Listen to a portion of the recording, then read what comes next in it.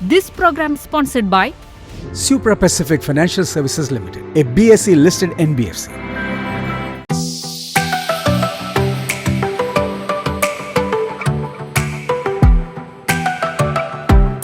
എല്ലാവരും ആഗ്രഹിക്കുന്നത് ഒരു നല്ല ഒരു ബ്യൂട്ടിഫുൾ ആയിട്ട് ക്ലീൻ ആയിട്ടുള്ള സ്ഥലം സന്ദർശിക്കുക എന്നുള്ളതാണ്. ഇവിടെ കേരളം എന്ന് പറയുന്നതിൻ്റെ അട്രാക്ഷൻ എന്ന് പറയുന്നത് അൺലിമിറ്റഡ് ആണ്. കേരളത്തിൽ നിന്ന് ഏറ്റവും ആദ്യമായിട്ടൊരു യൂറോപ്പിലേക്ക് ഒരു ഗ്രൂപ്പ് കൊണ്ടുപോയത് സോമൻസ് ആണ്. അല്ലെങ്കിൽ അമേരിക്കയിലേക്ക് ഏറ്റവും ആദ്യമായിട്ടുള്ള ഗ്രൂപ്പ് പോകുന്നത് സോമൻസ് ആണ്. അന്റാർട്ടിക്കയിലേക്ക് സോമൻസ് ആണ്. അങ്ങനെ ഒരുവിധ സ്ഥലങ്ങളിലേക്കൊക്കെ you just need a passport. വേറെ ഒന്നും തന്നെ ആവശ്യമില്ല. അത് പാസ്പോർട്ട് മാത്രം ആവശ്യമുള്ള രാജ്യങ്ങൾ ഏതൊക്കെയാണ്? അത് ഒരു 10-30 രാജ്യങ്ങളുണ്ട്. നമ്മളെപ്പോഴും അത്ഭുതത്തോടെ അല്ലെങ്കിൽ ആശ്ചര്യത്തോടെ കേൾക്കുന്നതും അറിയുന്നതും ഒക്കെ ഈ അന്റാർട്ടിക്കയെ കുറിച്ചാണ്. അവിടേക്കും നമുക്ക് യാത്രകളുണ്ട്. അതെ അതെ, രസകരമായിട്ടുള്ള കാര്യം എന്ന് പറഞ്ഞാൽ ഈ ഷിപ്പ് എന്ന് പറയുന്നത് ഒരു ഹ്യൂജ് ഷിപ്പാണ്. ഒരു 7 സ്റ്റാർ ഹോട്ടൽ മൂവിങ് 7 സ്റ്റാർ ഹോട്ടലിൽ നമ്മൾ മൂവ് ചെയ്യുന്ന ആ ഒരു എക്സ്പീരിയൻസ് നമുക്ക് കിട്ടുന്നത്. അല്ല, ഞാൻ സാറ് പറയുമ്പോൾ ഞാൻ ഈ രാജ്യങ്ങളിലൂടെ ഒക്കെ എൻ്റെ മനസ്സിങ്ങനെ സഞ്ചരിക്കുകയായിരുന്നു. UK വിസ കിട്ടുക അല്ലെങ്കിൽ യൂറോപ്പിന്റെ വിസ കിട്ടുക എന്ന് പറയുന്നത് ഈസി അല്ല. മനസ്സിലായോ? നമ്മൾ ആ പാസ്പോർട്ട് തിരിച്ചു കൊടുക്കുക, അയ്യോ സോറി ട്ടോ പറ്റൂല, നിങ്ങൾക്ക് ബാങ്ക് സ്റ്റേറ്റ്മെന്റും കാര്യങ്ങളൊന്നും ഇല്ലാതെ ഇതിനൊന്നും വിസ എടുക്കാൻ പറ്റില്ല എന്ന് നമുക്ക് പറയാമായിരുന്നു. പക്ഷെ അത് പറഞ്ഞില്ല.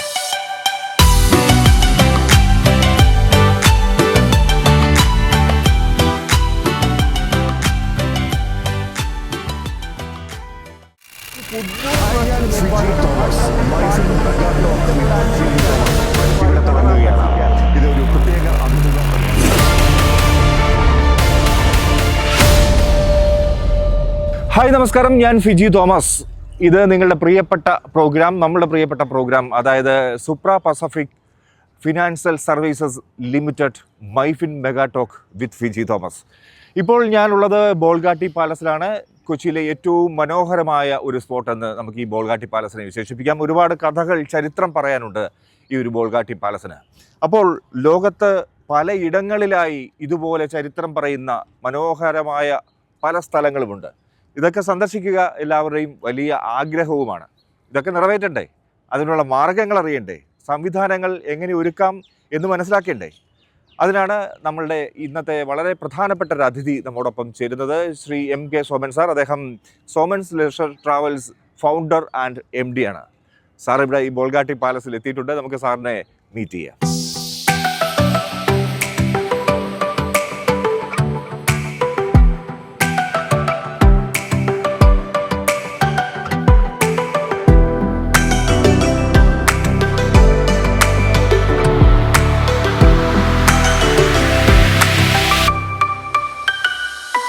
ഓക്കെ സാറ്, ഈ കൊച്ചിയുടെ മനോഹാരിത, പ്രത്യേകിച്ച് ബോൾഗാട്ടി പാലസിന്റെ മനോഹാരിതയൊക്കെ ആസ്വദിച്ച് നിൽക്കുകയാണ് അല്ലേ?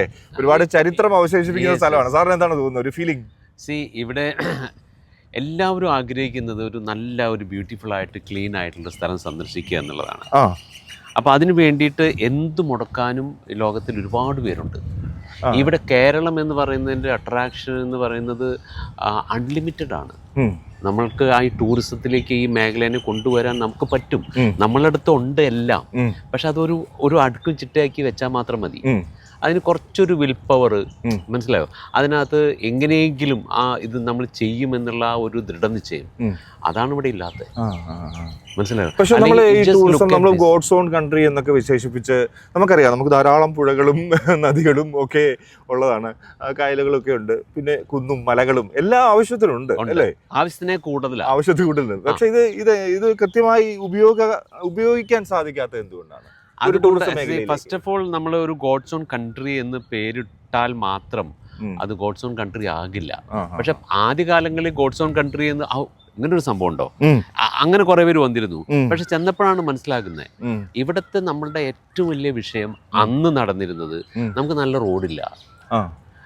അഥവാ നമ്മൾ ഈ പൊളിഞ്ഞ റോഡിൽ കൂടെ പോവുകയാണെങ്കിൽ പോലും നമുക്ക് ഒരു നല്ല റെസ്റ്റ് റൂംസ് ഇല്ല. ഈ 2 കാര്യം മാത്രം മതി ഒരു ടൂറിസത്തിനെ ആകർഷിക്കാൻ. അപ്പൊ നമ്മൾ ഏതെല്ലാം രാജ്യങ്ങളിലേക്ക് നമ്മൾ പോകുന്നു വിദേശത്ത്, അത് ഏത് രാജ്യമായാലും ശരി, അത് സ്വിറ്റ്സർലൻഡ് ആയാലും ശരി, ഈ നോർവേ ആയാലും ശരി, അവിടെ അവരാദ്യം ചെയ്യുന്നത് നല്ല റോഡ് ഉണ്ടാക്കുക എന്നുള്ളതാണ്. അതാണ് അതിന്റെ ഫൗണ്ടേഷൻ. ആ റോഡ് ഉണ്ടാക്കി കഴിഞ്ഞാൽ പിന്നെ അതിന് റെസ്റ്റ് റൂം ആയി കഴിഞ്ഞാൽ കഴിഞ്ഞു, ആളുകൾക്കൊന്നും വേണ്ട. പിന്നെ ഉള്ളത് ഒരു റെസ്റ്റോറൻറ്റോ അല്ലെങ്കിൽ ഒരു ചായ കോഫി കുടിക്കാനുള്ള സൗകര്യമാണ്. ഇതാണ് ബേസിക്. ഈ ഒരു കാര്യം നമുക്കിവിടെ കൊടുക്കാൻ കഴിഞ്ഞാൽ നമ്മള് ടോപ്പായിരിക്കും. ഇതൊരു അടിസ്ഥാന സൗകര്യങ്ങളിൽ പെടുന്നതാണ്. അടിസ്ഥാന സൗകര്യം ഇല്ലാതെയായി. ഇപ്പൊ വേണമെങ്കിൽ ഒരു ഹിൽ സ്റ്റേഷനോ അല്ലെങ്കിൽ ഒരു ട്രക്കിംഗോ ഒക്കെ നടത്താനുള്ള സ്ഥലമാണെങ്കിൽ അവിടെ എത്തിപ്പെടാൻ ഒരു വഴി വേണം. അത് തന്നെ. പിന്നെ അത്യാവശ്യം ഒന്ന് റെസ്റ്റ് ചെയ്യണം അല്ലേ? അതൊക്കെ തന്നെ അത്രേ ഉള്ളൂ. അപ്പൊ നമുക്കിനി സോമൻസ് എന്ന സ്ഥാപനത്തെ കുറിച്ച് കൂടുതൽ ചിന്തിക്കാമെന്ന് തോന്നുന്നു. കാരണം ഒരു 30 വർഷം ആകുന്നു, 21 വർഷം പിന്നിട്ടു ഈ സോമൻസ്. ഇപ്പൊ സാർ അത് അതിന്റെ ഫൗണ്ടറാണ്, MD ആണ്. അപ്പോൾ ഈ കാലയളവിൽ വളരെ മനോഹരമായി, ഞാൻ എന്താ പറയുക, ടൂറിസത്തിൻ്റെ ആ ഒരു പ്രയോഗം തന്നെ ഉപയോഗിക്കുകയാണ്. വളരെ മനോഹരമായി ഈ സ്ഥാപനം നടത്തിക്കൊണ്ട് പോവുകയാണ്. അപ്പോൾ എങ്ങനെയാണ് ഈ ഒരു സോമൻസിൻ്റെ തുടക്കവും അതിൻ്റെ ഇപ്പോഴുള്ള ഒരു നടത്തിപ്പും മുന്നേറ്റവും ഒക്കെ എങ്ങനെയാണ്? ഇത് ആക്ച്വലി ഞാൻ ഈ ഒരു ഫീൽഡിലേക്ക് വരാനുള്ള ഒരു കാര്യം എന്ന് പറയുന്നത് എൻ്റെ ബോംബെ ലൈഫാണ്. ഞാൻ ചെറുപ്പത്തിൽ തന്നെ ബോംബെക്ക് പോയി. പിന്നെ അവിടെ ചെന്ന് കഴിഞ്ഞതിന് ശേഷം പല ഇതിലൂടെയും കടന്നു പോയി അവസാനം ഞാൻ ചെന്ന് ജോയിൻ ചെയ്തത് ഒരു ടൂർ ഓപ്പറേറ്റർ, അന്നത്തെ കാലത്ത് ഇന്ത്യയിലെ the most biggest tour operator ആയിട്ടുള്ള SOTCയിലേക്കായിരുന്നു. അപ്പോൾ അവിടെ ഒരു 10 വർഷത്തോളം ജോലി ചെയ്തപ്പോൾ ആ കിട്ടിയ പരിചയം, പിന്നെ നമുക്ക് എന്ത് തന്നെ ആയാലും എവിടെ പോയാലും നമ്മൾ എവിടെ ഇന്ത്യയുടെ ഏത് ഭാഗത്തായാലും ലോകത്തിൻ്റെ ഏത് ഭാഗത്തായാലും നമ്മൾ നമ്മുടെ നാട്ടിലേക്ക് വരണം എന്നുള്ള ഒരു നമ്മളെങ്ങനെ വലിക്കുമല്ലോ, പിടിച്ചു വലിക്കും. മനസ്സിലായോ? അപ്പോൾ ഇവിടെ വന്നപ്പോൾ അത് തീർച്ചയായിട്ടും നമുക്കറിയുന്ന ഒന്ന് തുടങ്ങുക. അതാണല്ലോ where you are comfortable, you are confident. അങ്ങനെയാണ് നമ്മൾ ഇത് ചെയ്തത്. ഇത് 1997 ആരംഭിച്ചു. അപ്പോൾ അത് ഇടപ്പള്ളി എന്ന് പറഞ്ഞൊരു സ്ഥലത്തായിരുന്നു അത് തുടക്കം വെച്ചത്. ആകെ 2 പേരുണ്ടായിരുന്നുള്ളൂ. പിന്നീട് അങ്ങനെ അവിടെ നിന്ന് പോയി പിന്നെ സ്വന്തമായിട്ടൊരു ഓഫീസ് വാങ്ങി. പിന്നെ ഈ 2 പേരിൽ നിന്ന് ഇപ്പോൾ ഒരു 140, 143, 144 പേരായിട്ടാണ് ഇപ്പം നിൽക്കുന്നത്. അപ്പോൾ ആദ്യകാലങ്ങളിൽ നമ്മൾ തുടങ്ങുന്ന സമയത്ത് നമ്മൾ ഈ ഓഫ് കോഴ്സ് ഔട്ട് ബൗണ്ട് ടൂറിനെ കുറിച്ചിട്ടും ഇന്ത്യക്കകത്തുള്ള ടൂറിനെ കുറിച്ചും ആലോചിച്ചു എങ്കിലും അതിനെ ആക്കം കൂട്ടിയത് ഇന്ത്യക്ക് പുറത്തേക്കാണ്. കാരണം ആ സമയത്ത് ഇങ്ങനെ ഒരു ചിന്ത തന്നെ ഈ കേരളത്തിലുണ്ടായിരുന്നില്ല. ഇങ്ങനെ പ്രത്യേകിച്ച് ഒരു ഗ്രൂപ്പിൽ പോകുക എന്ന് പറയുന്ന ഒരു ആശയം തന്നെ ഉണ്ടായിരുന്നില്ല. അത് ഞാൻ ആദ്യമായിട്ട് ഇവിടെ ഈ മലയാളികളുടെ മുന്നിൽ അവതരിപ്പിച്ചു.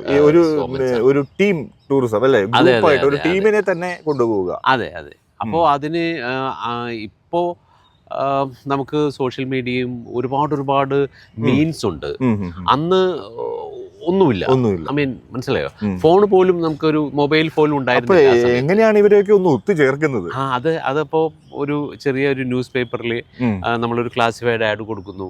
അത് കണ്ടിട്ട് നമ്മളെ വിളിക്കുന്നു. നമ്മൾ അവരുടെ വീട്ടിലേക്ക് പോവുകയാണ്. അത് അവരുടെ വീട് എവിടെയായാലും കുഴപ്പമില്ല, അത് കാസർഗോഡ് ആയാലും കുഴപ്പമില്ല, തിരുവനന്തപുരത്ത് ആയാലും കുഴപ്പമില്ല, കന്യാകുമാരി ആയാലും കുഴപ്പമില്ല, നമ്മൾ അങ്ങോട്ട് പോവുകയാണ്. എന്നിട്ട് അവരോട് ഈ കാര്യത്തിന് സംസാരിക്കുകയാണ്. കേരളത്തിൽ നിന്ന് ഏറ്റവും ആദ്യമായിട്ടൊരു യൂറോപ്പിലേക്ക് ഒരു ഗ്രൂപ്പ് കൊണ്ടുപോയത് സോമൻസ് ആണ്. അല്ലെങ്കിൽ അമേരിക്കയിലേക്ക് ഏറ്റവും ആദ്യമായിട്ടുള്ള ഗ്രൂപ്പ് പോകുന്നത്, ഞാൻ ഗ്രൂപ്പിന്റെ കാര്യമാണ് പറയുന്നത്, ഇൻഡിവിജ്വൽ അല്ല, സോമൻസ് ആണ്. അന്റാർട്ടിക്കയിലേക്ക് സോമൻസ് ആണ്. അങ്ങനെ ഒരുവിധ സ്ഥലങ്ങളിലേക്കൊക്കെ ഇത് ഇങ്ങനെ ഒരു ആശയം നമ്മൾ കൊണ്ടുവന്നു. മനസ്സിലായി? അപ്പൊ അതിന്റെ സ്വീകാര്യത ഇങ്ങനെ കൂടി വന്നു. മനസ്സിലായി? അപ്പൊ ഈ ഗ്രൂപ്പിന് ഒരു ഇൻഡിവിജ്വൽ ആണെങ്കിൽ ഒരുപക്ഷെ നമ്മളുടെ ട്രീറ്റ്മെന്റിൽ ഒക്കെ എന്തെങ്കിലും പോരായ്മകൾ ഉണ്ടായാൽ അത് ആ ഇൻഡിവിജ്വൽ കൊണ്ട് ഒരുപക്ഷെ അവസാനിച്ചേക്കാം. പക്ഷേ ഒരു ഗ്രൂപ്പിനെ കൊണ്ടുപോകുമ്പോൾ അവരുടെ ഒരു കംഫോർട്ട് മുഴുവൻ നോക്കേണ്ടതുണ്ട് അല്ലേ?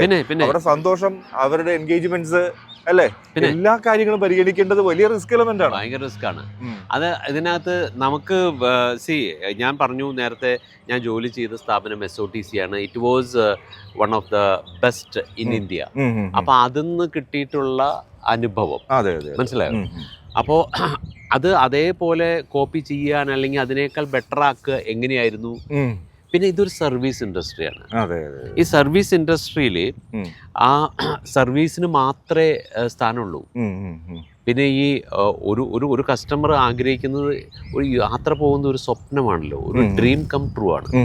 പിന്നെ ഇപ്പോൾ എല്ലാവരുടെ അടുത്തും അത്യാവശ്യത്തിന് പൈസയുണ്ട്.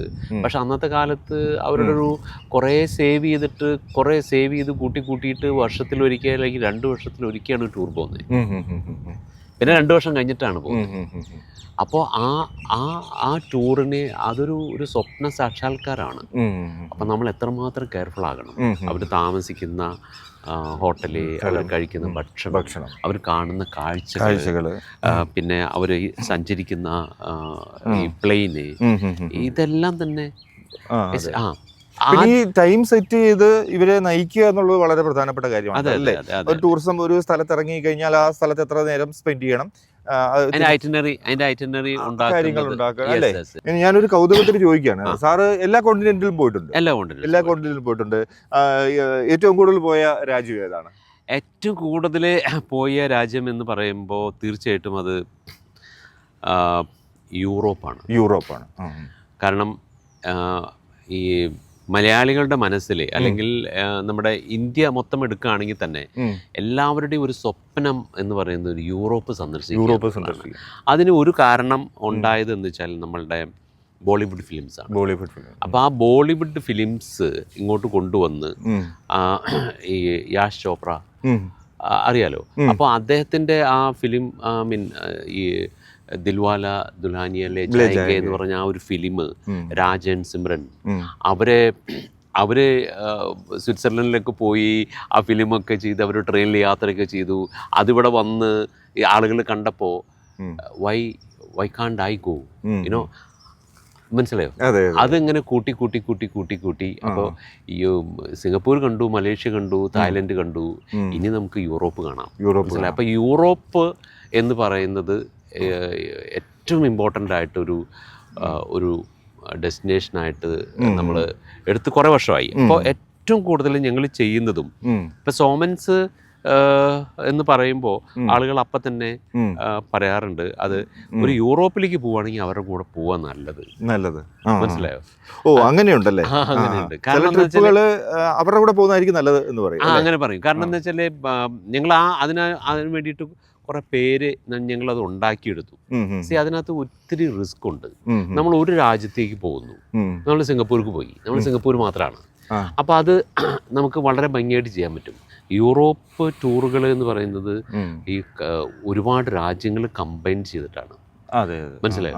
അപ്പോൾ അതുകൊണ്ട് തന്നെ അതൊരു പ്രോപ്പറായിട്ട് ചെയ്തില്ലെങ്കിൽ ഇഷ്യൂ വരും. കാരണം ഒത്തിരി ഈ രാജ്യത്ത് നിന്ന് ആ രാജ്യത്ത് ഇപ്പം ഇന്ന് രാവിലെ ഇവിടെ ബ്രേക്ക്ഫാസ്റ്റ് കഴിച്ചാലേ ഇന്ന് രാത്രി നമ്മൾ ഡിന്നർ കഴിക്കുന്നത് വേറെ രാജ്യത്താണ്.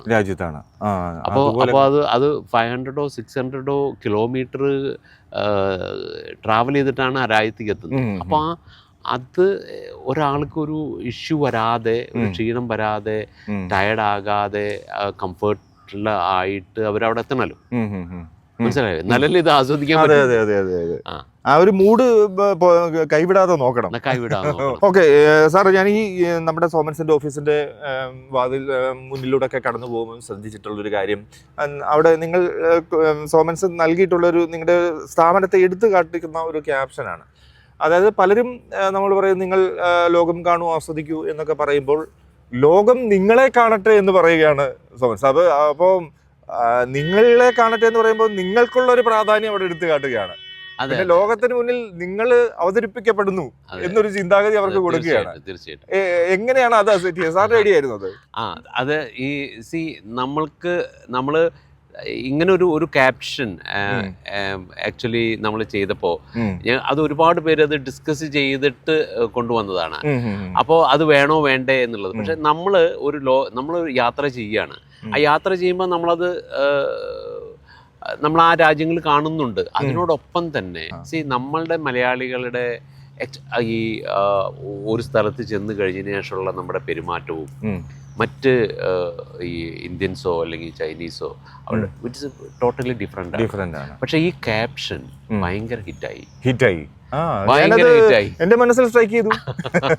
പിന്നെ സാർ, ഇപ്പം ഞാൻ വളരെ ജെന്യൂൻ ആയിട്ടൊരു കാര്യം പറയാം സാറിനോട്. ഞാൻ ഇന്ത്യ വിട്ട് എവിടെയും പോയിട്ടില്ല. എനിക്ക് വിദേശ രാജ്യങ്ങളിൽ സന്ദർശിക്കണം എന്ന് വളരെ ആഗ്രഹമുണ്ട്. അതായത് ഒരു ടൂറിസം പ്ലേസ്, വളരെ മനോഹരമായ ഒരു സ്ഥലം, എനിക്ക് എൻജോയ് ചെയ്യാൻ പറ്റിയ ഒരു സ്ഥലം. അപ്പോൾ പക്ഷെ അത് ബഡ്ജറ്റ് ഫ്രണ്ട്ലി ആയിരിക്കണം. പക്ഷെ ഞാൻ ആദ്യം പോകുന്ന ഒരു സ്ഥലമായതുകൊണ്ട് എനിക്ക് കൂടുതൽ രാജ്യങ്ങൾ വിസിറ്റ് ചെയ്യാനുള്ള ഒരു പ്രചോദനം അവിടെ നിന്ന് ആ യാത്രയിൽ ലഭിക്കണം. തീർച്ചയായിട്ടും. അങ്ങനെ ഉണ്ടെങ്കിൽ ഞാൻ ഏത് രാജ്യം ആദ്യം ചൂസ് ചെയ്യണം? നമുക്ക് ഒരു as A beginner it is always better നമുക്ക് നമ്മളെ ഒരുപാട് ദൂരം അല്ലാത്തൊരു സ്ഥലത്ത് നിന്ന് തുടങ്ങുക തന്നെയാണ് നല്ലത്.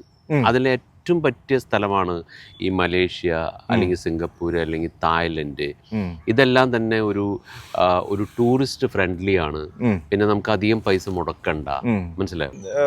ഈ ലോക രാജ്യങ്ങളിൽ ഏറ്റവും കൂടുതൽ ടൂറിസം ഒരു ബിസിനസ് എന്ന നിലയിൽ കാണുന്ന അല്ലെങ്കിൽ അതിനെ പ്രോത്സാഹിപ്പിക്കുന്ന ഒരു രാജ്യം ഏതാണ്? അല്ലെങ്കിൽ ഒരു പ്ലേസ് നമുക്ക് പ്രത്യേകിച്ച് പറയാൻ പറ്റുമോ? ഏറ്റവും കൂടുതൽ ഒരു ടൂറിസത്തിന് വേണ്ടി ചിലവാക്കുന്നു, അല്ലെങ്കിൽ അതിൽ കൂടുതൽ വരുമാനം കണ്ടെത്തുന്നു, കൂടുതൽ ട്രാവലേഴ്സ് അങ്ങോട്ട് ചെല്ലുന്നു, അത് എൻജോയ് ചെയ്യുന്നു, അങ്ങനെ ഒരു പർട്ടിക്കുലർ സ്ഥലമോ രാജ്യമോ പറയാൻ ഉണ്ട്?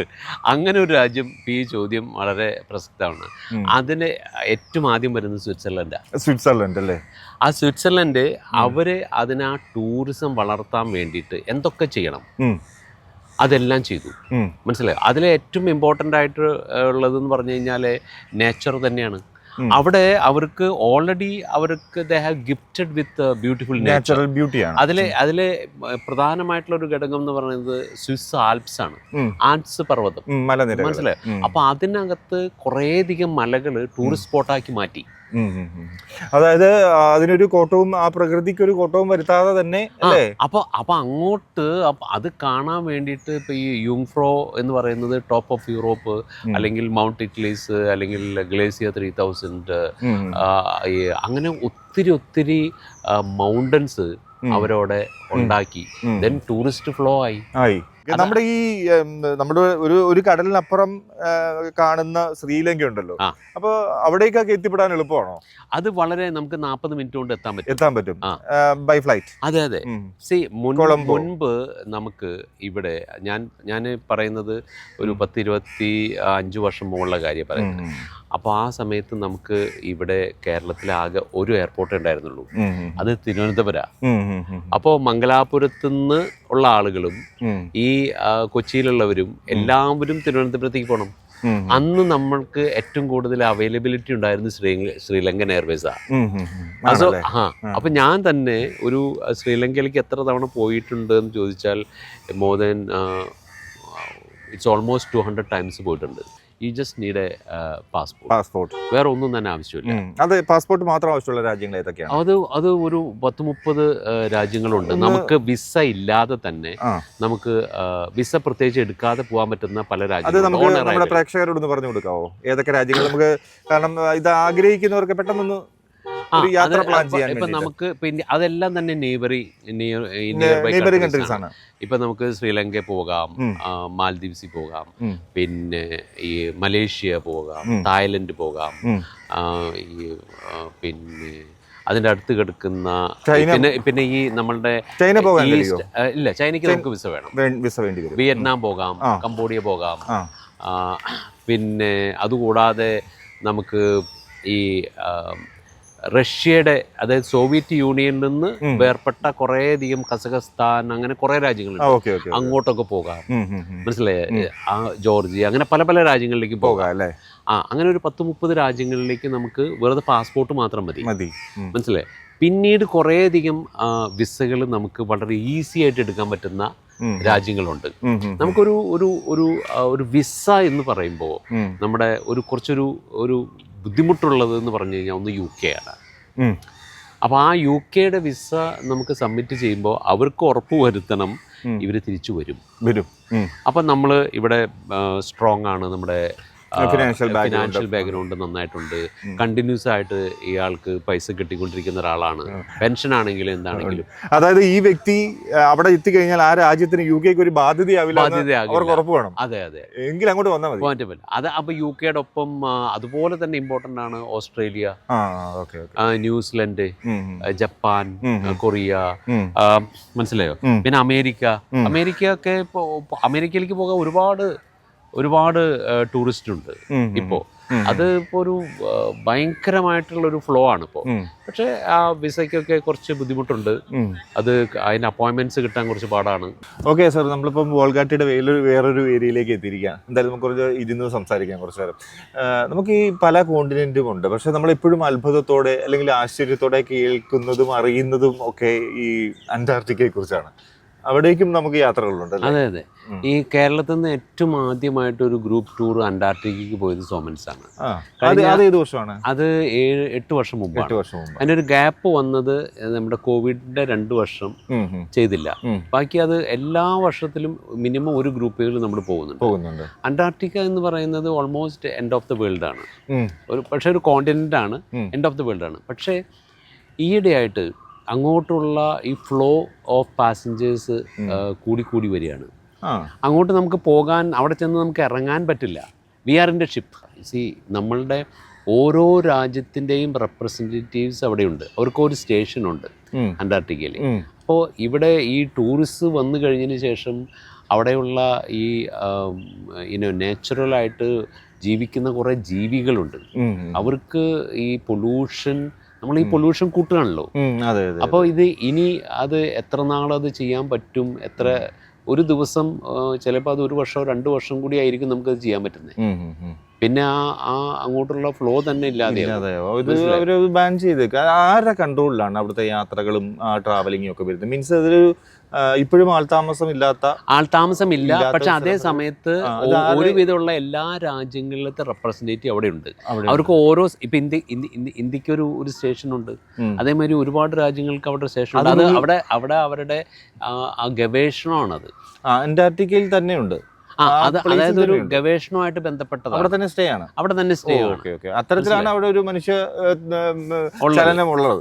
ഇതിനകത്ത് ഏറ്റവും ഈ രസകരമായിട്ടുള്ള കാര്യം എന്ന് പറഞ്ഞാൽ ഈ ഷിപ്പ് എന്ന് പറയുന്നത് ഒരു ഹ്യൂജ് ഷിപ്പാണ്. ഒരു 7 സ്റ്റാർ ഹോട്ടൽ മൂവിങ് 7 സ്റ്റാർ ഹോട്ടലിൽ നമ്മൾ മൂവ് ചെയ്യുന്ന ആ ഒരു എക്സ്പീരിയൻസ് നമുക്ക് കിട്ടുന്നത്. അപ്പോൾ ഇപ്പോൾ ഈ ക്രൂസ് എന്ന് പറയുന്നത് ഭയങ്കര അട്രാക്ഷനായി മാറിക്കഴിഞ്ഞു. Luxury cruises is all over.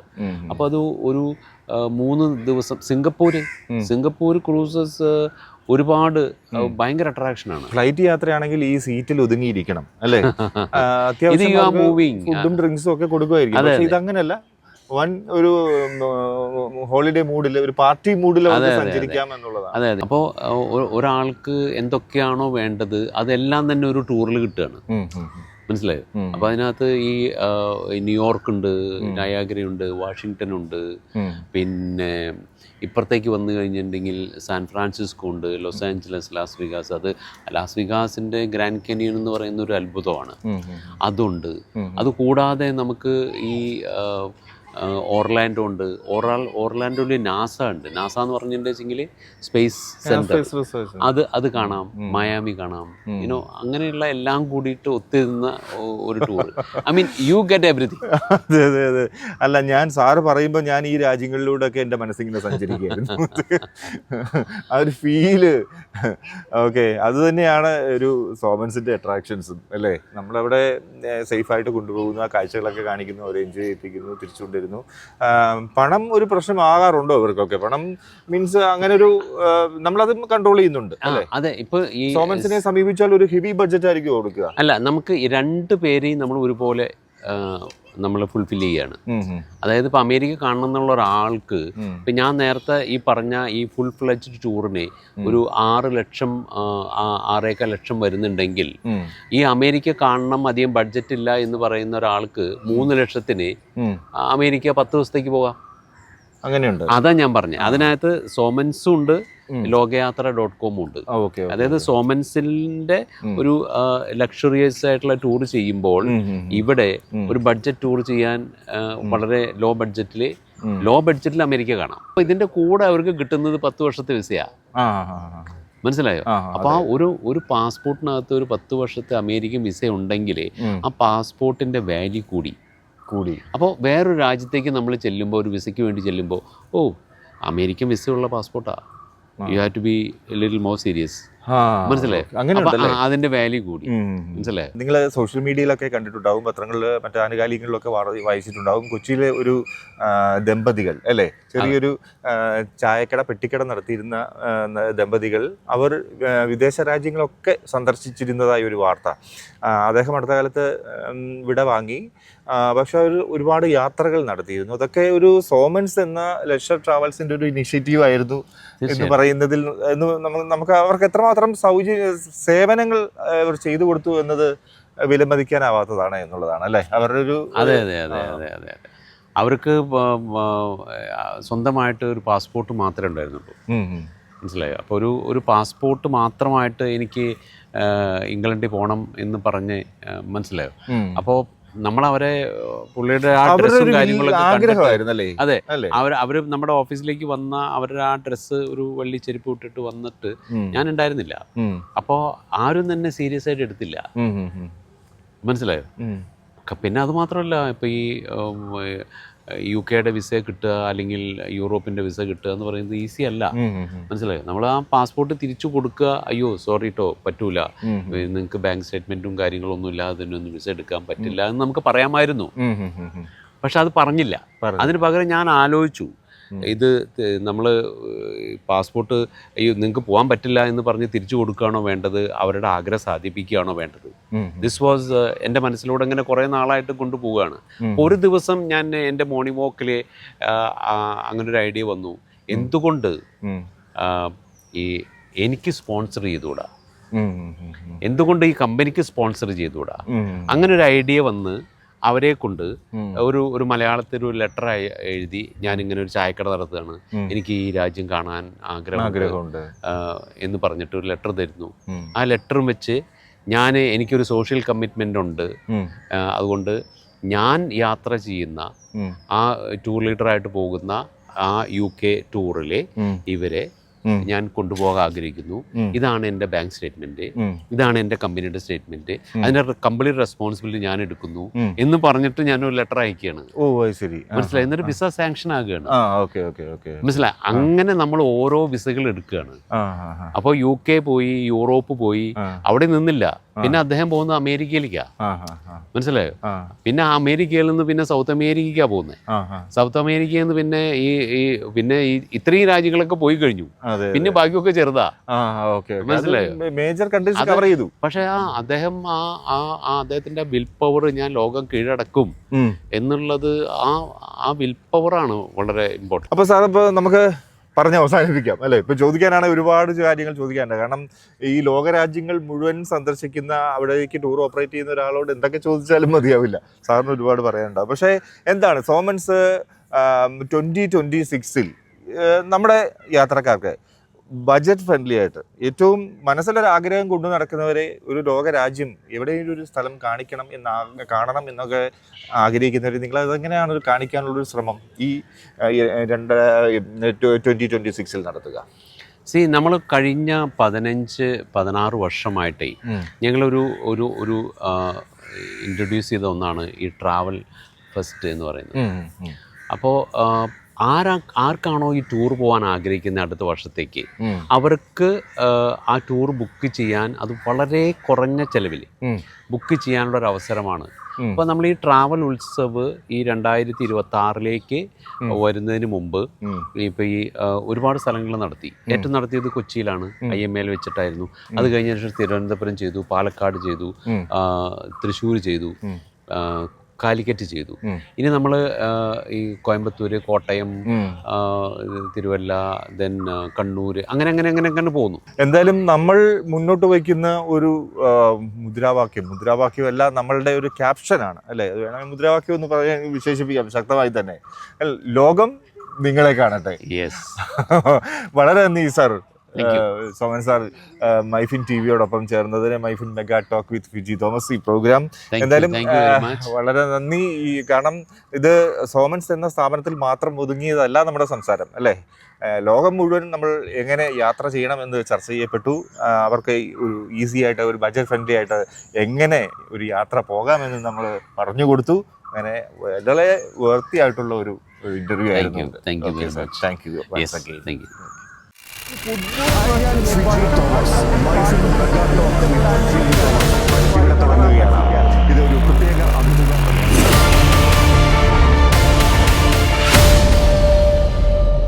This program is sponsored by Supra Pacific Financial Services Limited, a BSE listed NBFC.